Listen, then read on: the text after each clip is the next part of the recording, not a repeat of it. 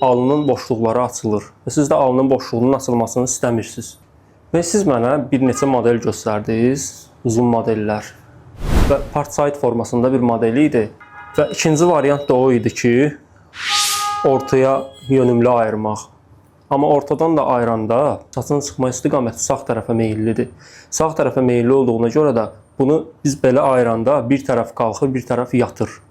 Ona görə bu variant da bizə uyğun gəlmədi və alnının da boşluqlarının açılmağını istəmirsiniz.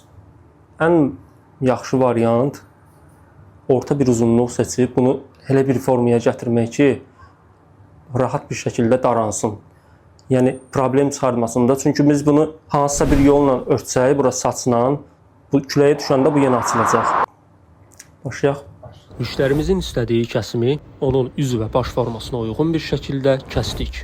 Siz də öz yerlərinizi rezerv etməyə tələsin.